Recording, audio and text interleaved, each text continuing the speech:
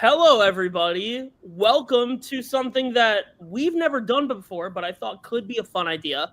I have four fellow alumni here, four people who played and went very deep in their individual All Star seasons to get their perspective on what kind of advice they would give, what insight they have from their All Stars games. If some of them remember it, Ryan and Pat did theirs like almost over 2 years ago.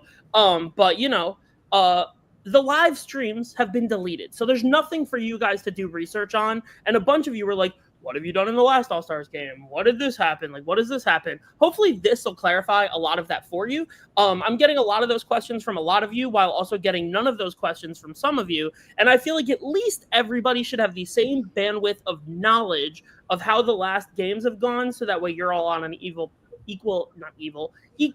playing field. So with that being said, I'm Johnny. I host this thing. You should all know that. The only people I didn't host were the all-girls games, but you guys should still, know who I am. And I would love these four to introduce themselves as well. Please hype yourselves up. How did you guys do? Talk a little bit about your all-stars, all of that jazz. I will start with the gentleman to my right here. Do we all see the same screen? Yeah. Yes. You never know. What's up, everybody? I'm Pat, winner of Unfinished Business. I lost twice before I won. So if you've made it to the end and you've lost, you can get to the end again and win, because I've had that trajectory. I did lose All-Stars to this guy below me. But the best part of All-Stars for me was, the 2-day game of that. And the twist that Johnny did put in that game was electric. You could play into it a lot. We saw in All-Stars 2, it changed a lot, the way that people played. Compared to All-Stars 1, but I was super into it, so I'm excited to get into it tonight. Yes, and just so people who do not know what either of those are, I will just lightly explain what he's referring to. In both of the first All-Stars, I'm just ignoring what's going on. I'm sorry. We did a twist where there were 6 tribes of 4, and they competed in very small tribes through the pre-merge, and if you got 5th or 6th place, you went to a joint tribal council with the other losing tribe, where one person got voted out. In the first All-Stars, where Pat played, it led to some very dynamic cross-tribal councils with blindside after blindside after blindside. Pat went to a lot of those tribals because his tribe sucked at challenges. And I flipped right away to where in All-Stars 2, it was a little different. We saw a lot of tribes go to bronze. Yes, and then what Pat is referring to in the second All-Stars, which I'm sure Alex and Kaya will talk about, is the opposite of that, where there was a lot more of like, we are a block. We cannot stray from our block. It doesn't matter what relationships we have from the other side. If we lose one of our numbers, we will be screwed. We have to look out for ourselves, which I think is the exact 2 ways that I expected the Warzone to go when I created the idea. But that was Pat. And then, Pat, you made it deep into the merge. You got 3rd place in the first All-Stars, made it to Final Tribal, securing one jury vote, one solid jury vote. Who voted for you? I said that you forgot to read. I did forget to read it. I couldn't find it in the urn. And also at the first All-Stars, it was pouring rain for 12 hours straight on day 2. Someone was voted out as the first member of the jury, and we lost Kaya. Someone was voted out as the first member of the jury, and then after that, it rained from the final 13 onwards, and it was like monsoon warnings, like weather that we did not even know how to anticipate working with, but we played through it the whole time. And she's back. So we played through it the whole time. And Pat has a few memes of him out there where he's like basically in the fetal position, like praying to just go home, like physically home, not like out of the game, just home. Yeah.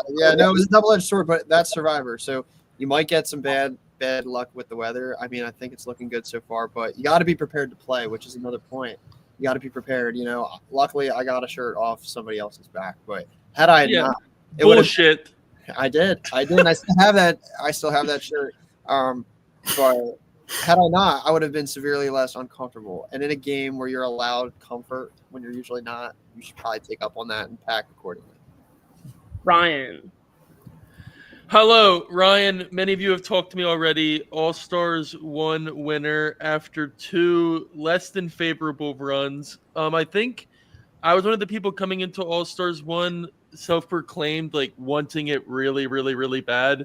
Johnny told me in my second game, like, you need to do one of these 2 things or you're not playing All-Stars. And so I put my whole ass into it, and I was very lucky to be there in game 1 of All-Stars. I think my success was the result of being somebody willing to be the asshole. It was a connected tribe of friends, and not in a mean way, but I was the one willing to be like, I don't care how well I know you, you have to leave. I was given the villain title off the top in a Heroes vs. Villains season. And I think success that season, and we can get into how the season went, was because of a willingness. And I'm not just saying this to encourage how y'all play, but a willingness to put those connections aside and see the cast as like 20 plus fresh faces. Yeah. That's true. In the first All-Stars, we also had Heroes versus Villains, which they were basically fake titles that I used to gaslight the players into believing that they were playing as real tribes when they were not. But Pat was a hero, Ryan was a villain. Alex and Kaya, were you guys on the same tribe? Was it for David? Is it David Goliath? Was that ours? No, you were Titans Rebels. But I am sorry. I am so sorry. I think half a second, maybe. I don't know, because it was only that one round. Kaya was a rebel. I was a rebel. I think I was a rebel as well. Okay. Sounds Way to set up this stream well, Johnny. That's okay. Listen, we're doing great. Kaya, would you love to introduce yourself? Sure. Name's Kaya. I've played twice. CE10 made it to the final tribal, and then top 5 on All-Stars 2. I had never played an LRG before, so like going into them with everyone like already knowing each other like was definitely a challenge, especially for my first game. And my second game, you're going against people who like might have known each other online and in person. So I think it's just really important to like understand what kind of game you can play, not necessarily what kind of game other people are playing. So I think there's something like unique about everyone. Yeah, and I think in All-Stars 2, it actually worked out kind of well that like a lot of the people who really knew nobody going into that game were a lot of the people who made it to the very end, yourself and Alex included. But yeah, great stuff. And then you also played the Warzone twist. Yeah. How did you feel about that? Yeah, as someone who went every single time, right? I think we kept losing. We lost like 6 times straight. Yeah, it's just a jungle out there. I think it really helped. Like, I think once you realize that we were just on the bottom, we just realized our strategy was just going to rocks. Like, so a lot of it was just like luck and faith. But I think it also gave chance to like build a relationship with other people on the other side too. So when a time came where Warzone wasn't a game anymore, you had like some relationships from that. Yeah, and that's like the best way to play the Warzone, which is funny enough because Kaya went to Rocks twice in All-Stars. One of those times was against Alex's foursome. So Alex, introduce yourself. Tell everybody who you are. Hello, everyone. My name is Alex. I first played in Blood vs. Water. I believe I got 6th in that one, and then I was the last of my alliance to make it there. And then All-Stars 2, I won, I think, by a vote of, 5-3-1, something like that. It's very specific. Yeah. Like but I think that was who's to remember? Who could, I don't know. No, but I think All-Stars 2, one of my highlights is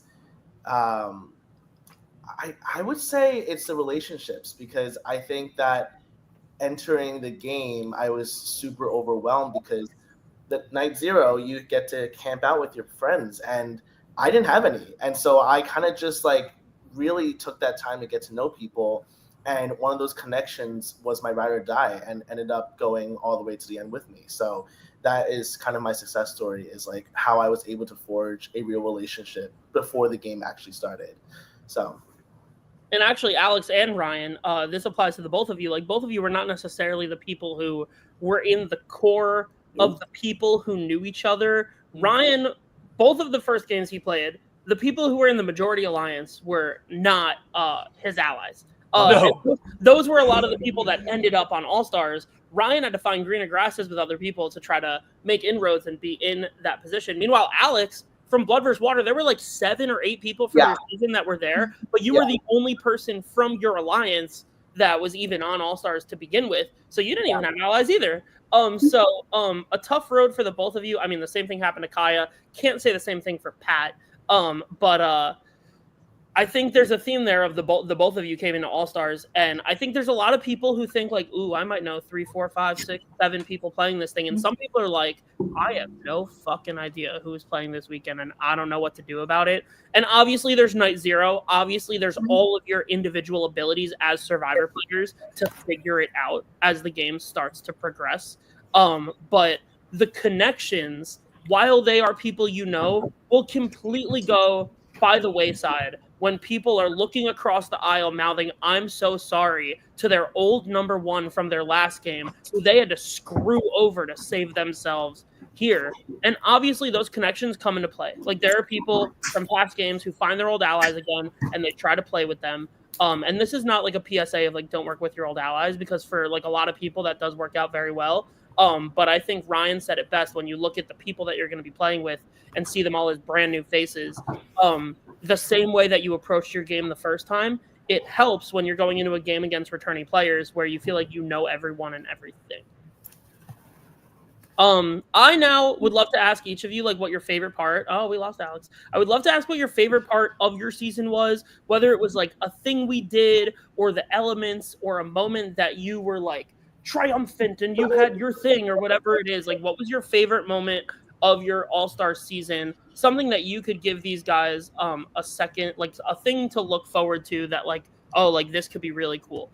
Two other things while you guys think on that. Number one, all 4 of these people are on production this weekend. That's partially why they're here. Like you will see all 5 of us throughout the course of the weekend. We will all be helping on crew. And I forget what the second thing was, so that's my only thing. Anyone have anything they want to share? I do want to say one thing. I did not realize that Alex was at day 0, and that's how he met that guy whose name I cannot remember, who was really tall from Austin. Whatever. Okay, I think that messed up my calculus. So I think if I had a day 0, I would have been better with like filling the tide. So anyway, something I didn't know. I didn't realize that. Were you not at day 0? I showed up so late. I showed up like maybe at 1 I remember. 1 a.m. Yeah. So I was on like a 1 a.m. train, and then by the time I guess that's something. By the time we got there, everyone was like, "All right, time for bed." I don't think anyone really knew of that connection. I don't think that was like a huge public thing. But yeah. I think before we get into your question, Johnny, because I think even Kaya pointing that out, like, I'm sure everybody's going to be hitting Night Zero at different times. Mm-hmm. While it is super beneficial, I think the other side of it, and even what we saw in All-Stars 1 a little bit, was it can be bad. So, hey, if you're coming into Night Zero, do not stress yourself out. There's just as much a strength to being somebody that you might be an observer. Maybe in your past games you liked seeing how other people interacted, and there's just as much strength in that. And speaking on the connections point that you made, Johnny, All-Stars 2, I think Alex succeeded in a sense of building those proactively on that Night Zero. In All-Stars 1, we saw a lot of people leave the game really early because undisclosed players utilized the story's information that they knew, started spreading that on Night Zero, and all of a sudden the connection that those players had is bad. So if you're someone coming into this game that knows 15 people, or somebody that's coming into this game knowing absolutely nobody, I think it's really, really a huge equalizer and an opportunity that you didn't have in your original competitive events games.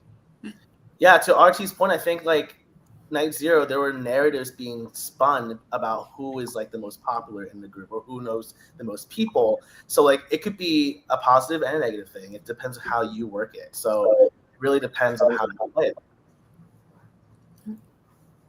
The other thing I like to say is good Survivor players are going to play good Survivor no matter what positions they're in. And if you are on this cast and you think you're a good Survivor player, which I truly believe all X amount of you are, you know, you can be able to figure it out. So now going back to the question of like, what was your favorite moment or your favorite thing or your favorite niche, like Survivor thing that we did? I remember my second point now. My whole goal with the All-Stars games is to try to make it feel as authentic to real Survivor as possible. I think it's very fair to say that competitive events feels like a field day in the park. But when you're showing up for All-Stars, like that is meant to feel like Survivor. Like we do not feed you the way that we do at the OG games. You sleep outside. You will be sleep deprived regardless of how like little sleep you might get on Night Zero going into day 1. Like little sleep is little sleep. Like that's not something that you could bounce back from, especially when you like have to sleep on the ground. Like those things take an impact. And if you think you get sleep between night 1 and day 2, like that doesn't happen much either. So some people get great sleep. I think Ryan literally was like, well, no, what's funny, I'm cracking up because my answer to your question is what you're touching on now. Go ahead. For whatever weird reason, my favorite moment, we had a endurance immunity challenge at the end of day 1 that, and this is coming from the person that went on a winning streak. I fell asleep during that challenge on the ground. I was like maybe the second person out of the challenge, laid down on my block and fell asleep and woke up to somebody winning immunity at the end of day 1. I think it's gonna sound crazy, but those elements, you're all Survivor fans coming into this, genuinely feels so real when it's a 2-day game, and there's something fun about that. Like I love the rain, the sleep deprivation. Like you wake up the next day and somewhere in your body you find this energy to get you all the way until you're driving home at the end of the game. I also think I really enjoyed the auction to start day 2.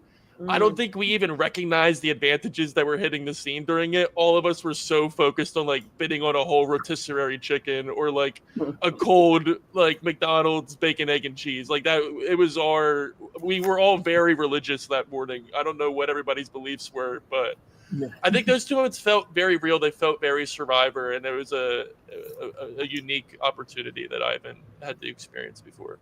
Yeah, that's what I was going to say too. I was going to say, like, for me, although it's under the umbrella of competitive events, it's All-Stars is a different beast. It's a different game. It's a longer game, so that allows more time for gameplay.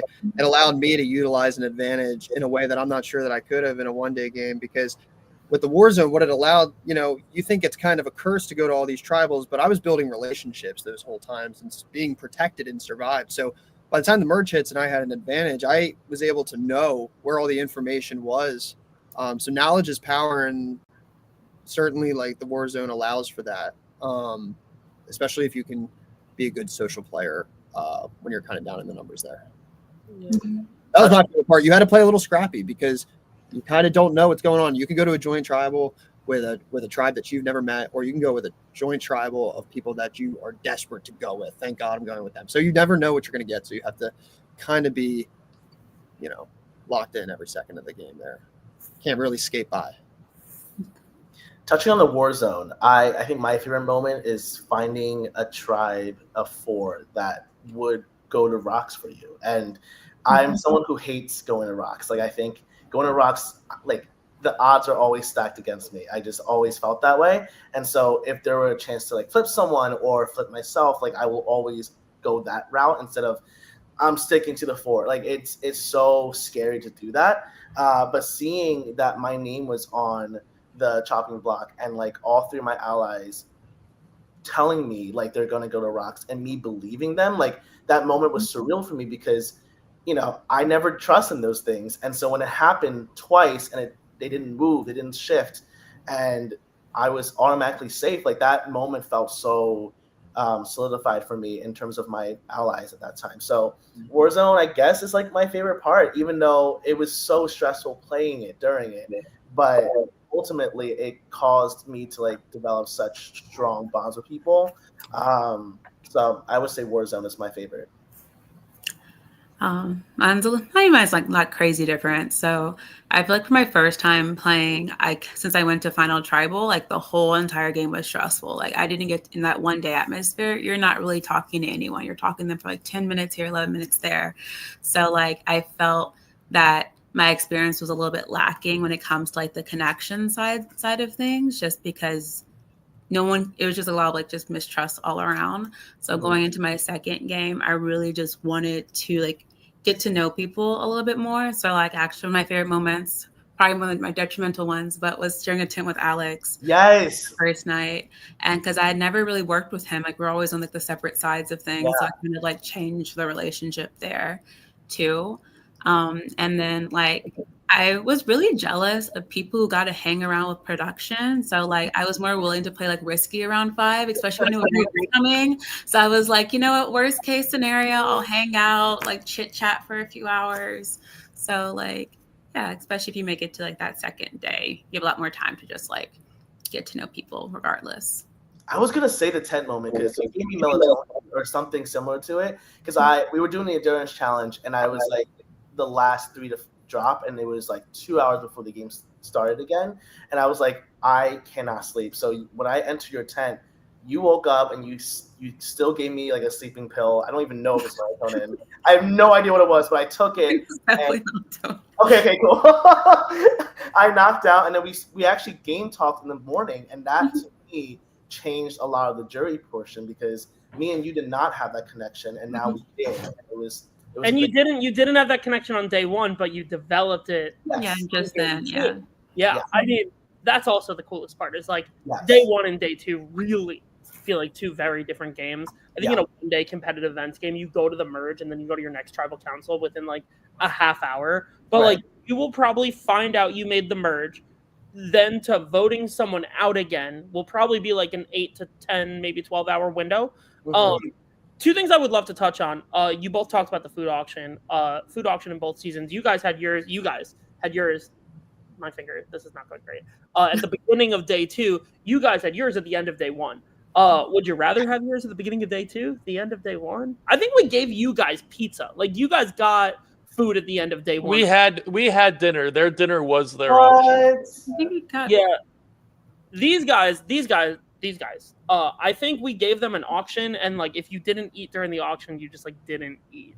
No, I thought we had pizza. I thought No, I don't remember. I only ate cake that whole weekend. I don't know. I just remember like grabbing handfuls of I it. think we did pizza for lunch or an early lunch on day two. We gave you guys pizza at some point. I remember as the sicko mode, the sicko behind All Stars 2 auction. I know we made sure not to feed y'all. Like we wanted y'all to buy food items. Yeah.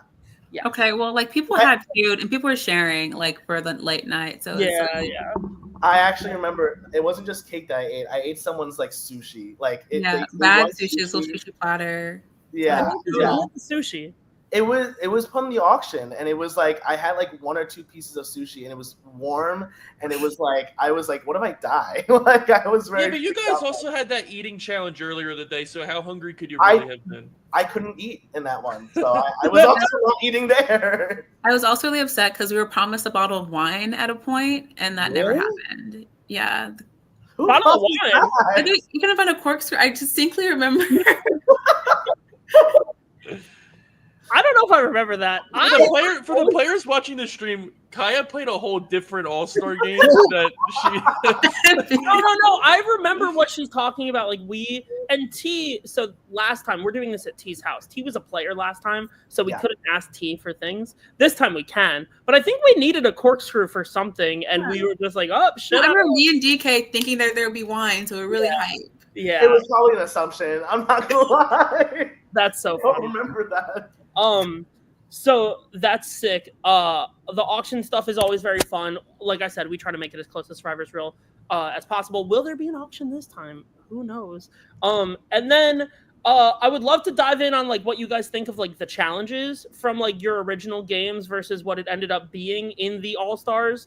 And like the challenges you guys got to compete in. Alex and Kaya, you guys competed in like the more recent All-Stars. Did you, and you could be honest, I could care less. Did you feel like there was like a genuine step up in like the types of challenges that you were doing? Did you feel like the challenges themselves felt a little more like serious? Because that's my goal, but I also, challenges tend to be the thing most people don't remember. So there's also that. I also black out during challenges. I think I remember Jabbar. I think there was more like Survivor style because there's the Hanoi whatever. Oh, the talent, yeah. Yeah, that was there, and then like holding things, the thing where you hold the things together. Oh. So like those felt more like Survivor-y. I think it just comes from like having more time to play the games. Mm-hmm. I think that's it. It's not necessarily like the biggest step up. I think it's more so how intense it gets. Mm-hmm. It's like you're not just, voting someone out every like 30 minutes. It's like you have some time. And so each comp becomes more important to either win or do well in. And so there were some really good ones, like the endurance challenge. I mean, I felt like I've never done that either, where I stood out there for like 5 hours. Like that's amazing. That's really fun. And can you tell the viewing audience what the challenge was? Yeah, so you have to hold your hand up, and if you drop it, like the cup falls and you just get splashed and you're out. So like you have to stay up as long as you can. And a lot of people give it a good try. I would say maybe 1 or 2 dropped out pretty quickly, but a lot of us gave it at least an hour, I would say. People were farting, people were singing, like it was Johnny went out to smoke. Like it was a good time. And I think it also allowed people to bond. But it's Survivor, I mean, endurance challenges are a huge staple, I feel like, because it's really a test of your mental state. And so at a certain point, I just forgot that I was doing that. It was more so like just stay focused and don't fall asleep. So those challenges are great. And do you remember what time you stepped out of that endurance challenge? I think it was around 4 a.m. because I remember I had to get up within like 3 hours before the next thing happened. And I was the 3rd or 4th person left. Like there was still 2 or 3 left. I think it was Ty, Drew, and T. Who were still. Do you know how that challenge ended? It was it T and they played rock paper scissors between T and Ty to determine who the winner was, so they could go to bed. Oh, I didn't know that. I actually didn't know that. Yeah, but we made a pact to like tell everyone that it was. To lie and say that you ended the challenge at 1 a.m. when you really ended, like 5. I don't think people bought it. I think people knew.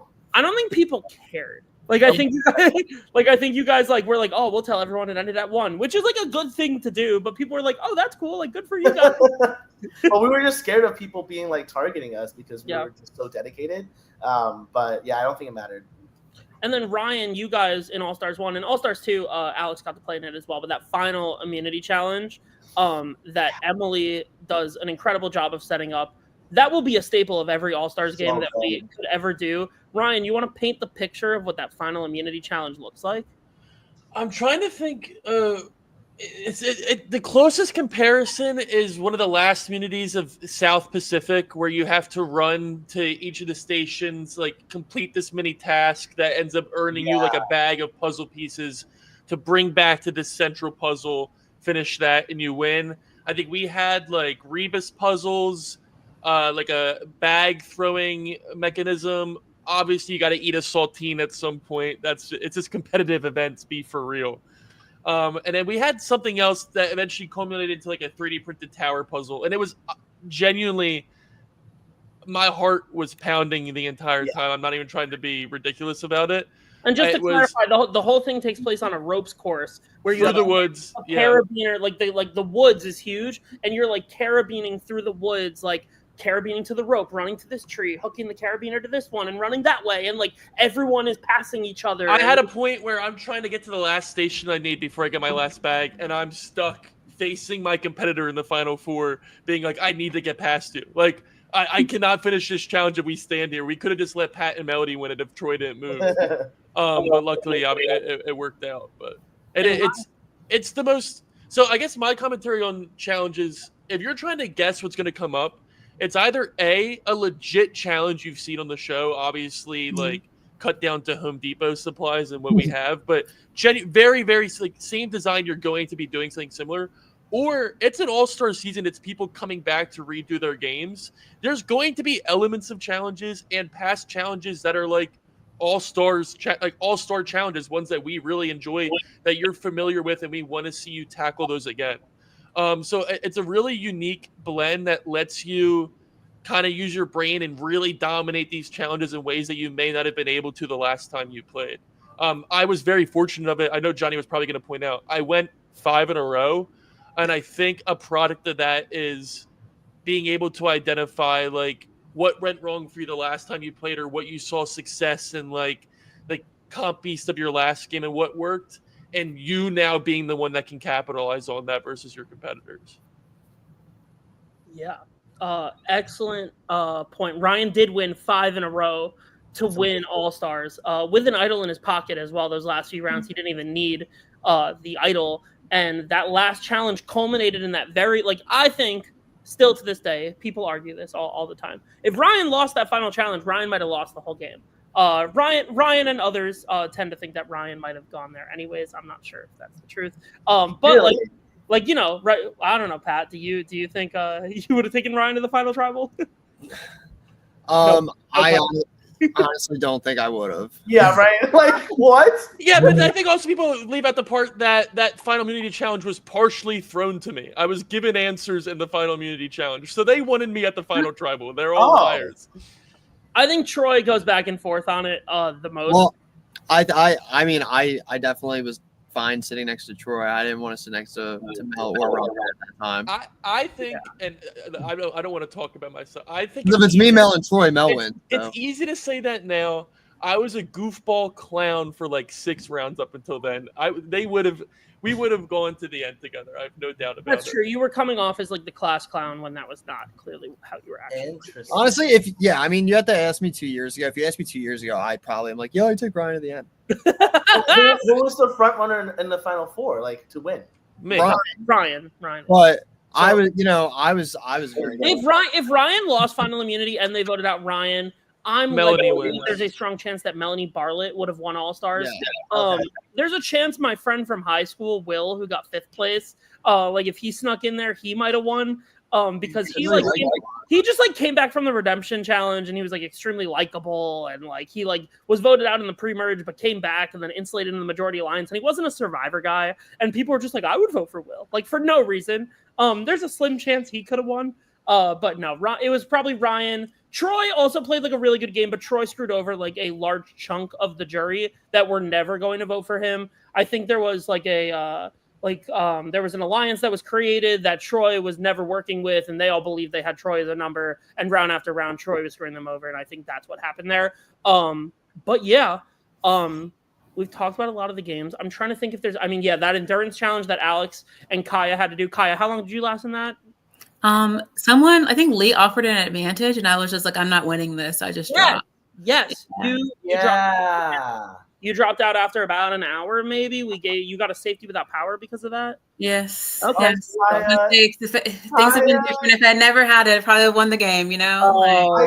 I swear, like that round was insane to me. Like, I was so shocked when you didn't like stay in the tribal because I was like, this was gonna be your game-winning move of like being in the majority. But anyway, I forgot that was got like that. You got. I didn't trust you guys. I didn't have enough trust. I know, but this was the safety without power that shattered Kirk Waller. Like Kirk had a full-on mental breakdown after that happened. I remember.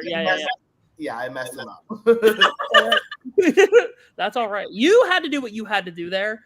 You should have never let the final 7 vote go to Rox if Kaya had to leave. But you know what you're gonna do. Kaya also, I think it was the last time she could have played it. So like, why would she not? Yes. You don't like be eliminated and not use it. So yeah, that's fair. So yeah, we get to this point. I said I wanted this to be about 35 minutes. I don't want this to go on too long, but I wanted these guys to hear just about a little bit about your All-Star seasons, the way that you guys talk about it. And like all 4 of you did it exceptionally well in your All-Stars games. Like if there was the DVD cover, you'd all be plastered all over it. I would hope so.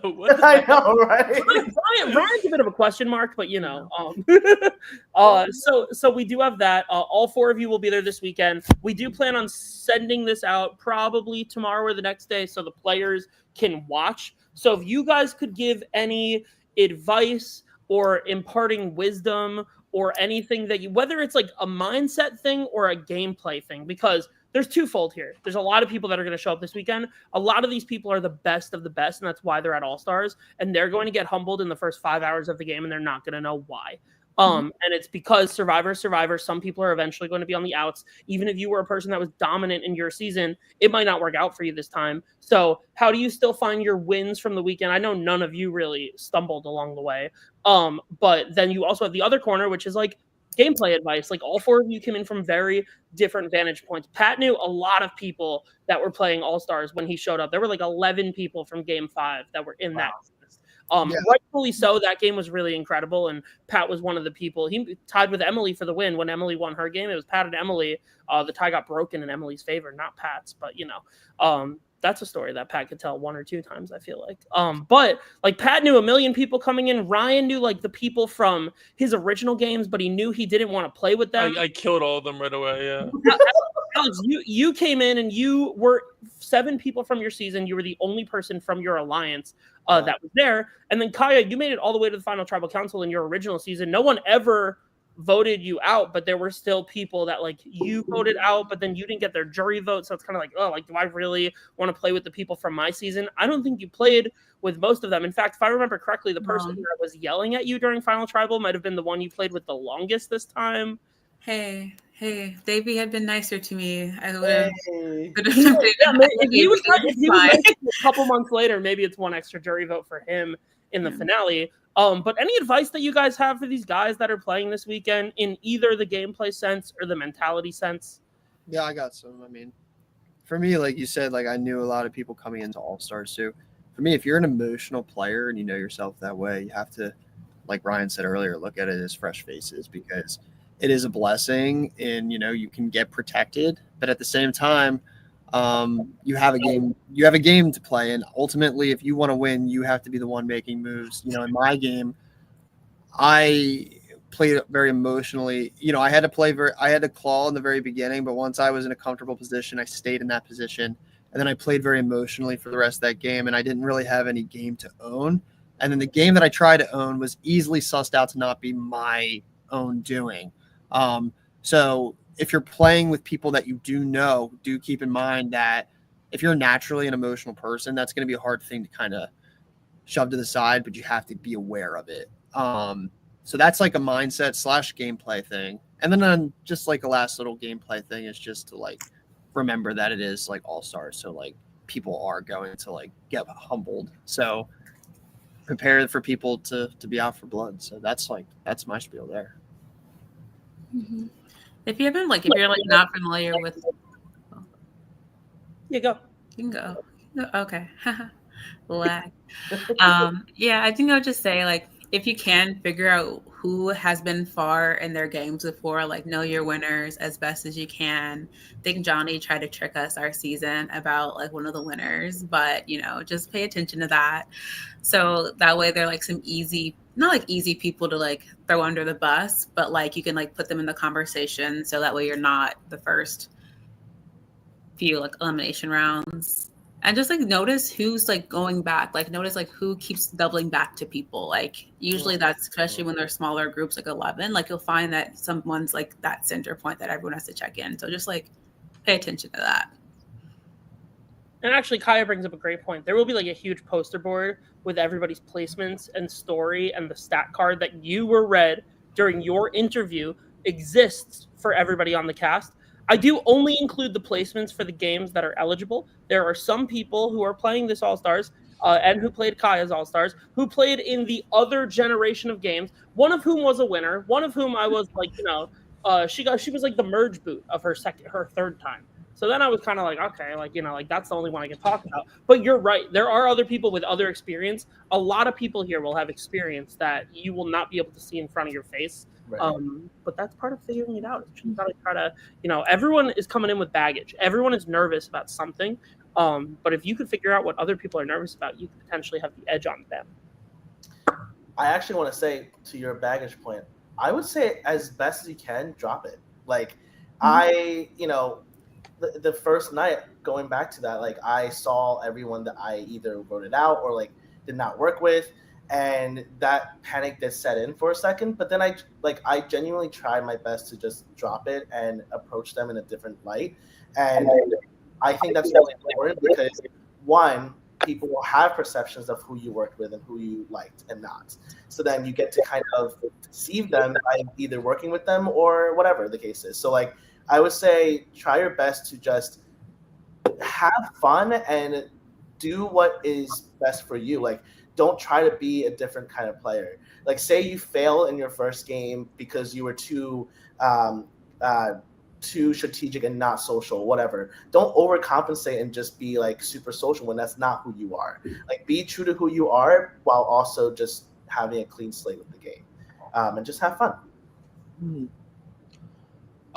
I have two tiny pieces that I think relate to how I was feeling coming to All-Stars that kind of build off what everybody else has said. The first is that like any assumptions you have about yourself do have to go out the window.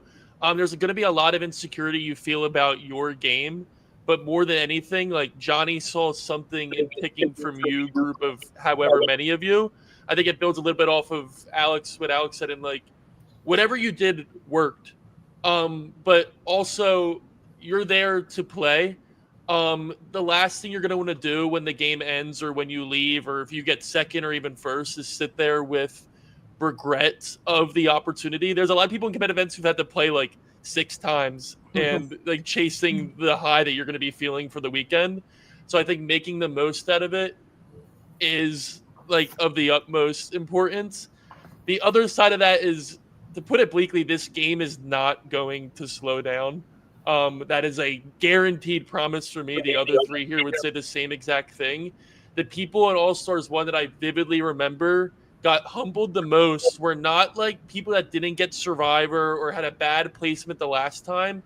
It was like a round or 2 before merge, and they got just a little bit too comfortable with their people. And that was the exact moment that 10 other Sharks who are really, really fucking good Survivor players look at that person who they know is good and is letting their guard down and killing them on the spot. Like 0 hesitation. Doesn't matter how close of friends you are. Doesn't matter how close you are in the game. Shots are ready to be taken at any point. So I keep your guard up against all the conditions, because you're probably not going to play All-Stars again. I hate to break it to you. You're probably not. Yeah, that was really good insight. I have played an All-Stars game before in another LRG series, and I think my biggest mistake is the biggest piece of advice that I would give all of you, which is I went into my All-Stars game and I was like, okay, like I'm going to look at the poster board and I'm going to figure out like this person got second here and fourth here. These two probably work together. And oh my God, like I'm going to talk about how much these two played together and how that's daunting. And I wanted to be like the know-it-all of people's past experiences when like none of you are going to be the know-it-all of anybody's past experience. There are maybe 2 or 3 people on this cast that have been at a lot of the games because they were on production or they played or whatever it may be. And those people might know more than others. They might be able to leverage that. But coming in as the person that's like, oh my God, like these guys must be doing this thing because it's carrying over from their original game. Like, I think one thing is very clear from the All-Stars games, and I've experienced it twice now to just say it confidently. The game starts the second you show up. Yeah. And the more you are focused on the things that happened from your past games or before you got there, the more it's going to trip you up to actually being locked in to the real goal of being there, which is to win the game that you are in. If you're one of the finalists and you're talking about one of your moves is splitting up Pat and Jay West because you know that they're friends, and then Jay West is like a pre-juror who isn't even there anymore, and like Pat is your fellow finalist, like who are you impressing? And no one did that, but it's like, who are you impressing by separating people who you think might be friends? Or the worst side of it is, which is truly what happened to me, you're wrong. Like you think that people were close to each other and they never were. And instead they get close to each other to fight against you. And then you're the guy who you're sitting in Final Tribal and you're mentioning things from past games. But most of the people who are on the jury are not going to care about those past games because they'll remember the weekend at hand. All-Stars is really fun. It is a really cool, unique 2-day experience where you're really trapped in a bubble and you are just in that bubble until your torch gets snuffed. And my favorite thing I ask of all of you, and it's the advice I give you here, just don't stop trying your 120% until your torch is snuffed. Because Ryan said it, odds are you will probably not play an All-Stars game again. It takes a substantial order for me to bring All-Stars back, to let them play again. And then they play enough of an All-Stars game that I even consider letting them play a second All-Stars. Normally, if I let someone play a second All-Stars, it's because they fucked up in one of their other ones. But like, if you have a pretty clean record, I typically don't let you play multiple of these all-returner, because, you know, there's room for new people to come in. And I think this cast is not very top heavy, but it's not very bottom heavy either. I'll just say that plainly. I can't look at this cast and be like, there are my few winner picks. And I can't look at the cast and be like, there are the few people who I think it's impossible. We've been having the production chat, watching all your interviews. We're spinning because we have no idea what the fuck is going to happen. And it's going to be really exciting for us. And I hope you all just play with the vitriol that you would want to if you were cast for Real Survivor. Because we try to make this weekend feel like Real Survivor. treat it as such. If the game doesn't go well for you, you know you're on this cast for a reason, but like shit happens. And like you might be an early boot in All-Stars and that might suck. But at the end of the day, you belong on this cast, so play like you are an All-Star and you belong on this cast, and you will have no regrets. Because if you sit and you're like, oh, I'm going to try to play the middle and then like wait till my position to strike, if your position to strike never comes, you're just going to be the guy that tried to play the middle and failed for 4 rounds. And you're going to be mad at yourself. So play to your fullest. You'll all do great. I will hype all of you up when it's over for how good I truly believe the All-Stars are. I mean, honestly, a lot of people applied to this one, and I had to cut more people than I ever had before. And they were some tough cuts. And there's a good story as to why everyone is on All-Stars. But now it's time to prove that you could be a legend. Hey. And I think that ends it there, right? Competitive Events Legends is game 20. That's what I'm referring to, by the way. Like 19 is All-Stars 3. The next game will be Legends. It's like my version of Heroes Villains. Like the best of the best of the best from all of the best seasons coming back to fight for the ultimate crown. It's going to be sick. But this is happening first, and I'm almost more excited for this. I think more than anything, Survivor is a game of telling a story and crafting a narrative, and this is an opportunity for everybody on this cast to completely erase the page of the book and write something new. And for many of you, that might be that Legends game. For many people, it might be failure, but I think it's putting the pen to the paper the entire time is the most or you important want to thing. just fucking win this weekend. If you want to win, go out there and win. It's not that hard. Yeah. I'm kidding. Yes. I'm joking. It really isn't. It is very the 3 of you. It is quite hard to win. I said that sarcastically. Any other parting words that you guys have for these guys? Anything that's like real quick, and we'll do this in like 3 minutes or less. Anything like sleeping accommodations wise or like supplements or anything that you guys brought to the game that you thought really Well, Kai was drugging her castmates, apparently. I didn't know that was allowed. Melatonin allergy pill, like you just gotta like I may have taken both. I feel like I got both of them from bug you. spray, sunscreen. Bug We'll spray. have some, but you probably want to have your own. Bug Sleeping spray, bag, bring a hat, bring a long sleeve shirt, Yes. bring a Make sure it's poncho. good. Like, you might look at the weather and not think you need long sleeve, but like bring some long sleeve for nighttime. Like it will help you. It does get a little. My buff covered my face. That was very nice at some And point. if you, people take like garlic pills to keep the bugs away. I don't know what that, but like people do it. That's what I read. Like the other LRG guys, like they're always like take garlic pills before you go play a game. This is in T's backyard. These are in T's backyard. I don't think you have to worry about bugs that much. If you get bitten up, it won't be that bad. The food will be a thing. We're not giving you food. You are not allowed to bring food into the game. We'll give you unlimited water. We might give some electrolyte packets if we're feeling generous. I think we did that for you guys. Yeah. But you guys had a very hot weekend of Survivor from my memory. Extra socks. Extra socks, extra pair of underwear. You could bring unlimited clothes. I don't care if you change every round. It doesn't bother me. Bring enough things that you'll be comfortable sleeping. I have no rules against how many pillows or blankets you could bring. You could bring your whole goddamn bedding if you want to and sleep on top of 8 blankets, and that makes you more comfortable. So be it. It's 2 nights outside. You guys will be fine. You might die. And if you want to chat GPT, what should you bring into a Survivor game that could help you? Go nuts. Don't do that. Just Google. Google works too. Google works just fine. And if you don't like a twist this game, know that Johnny asked ChatGPT to write it, so you can only. I blame actually the didn't robot. plan a single thing. I asked the internet. I'm planning an All-Stars game, and I really want this to happen. What should I do? And they created the whole script. I did nothing else. Let's end on the pro AI note. That's going to look really good for competitive events. No, absolutely not. I hate AI. Actually, it's like I feel like everything. Like that people like schooling now.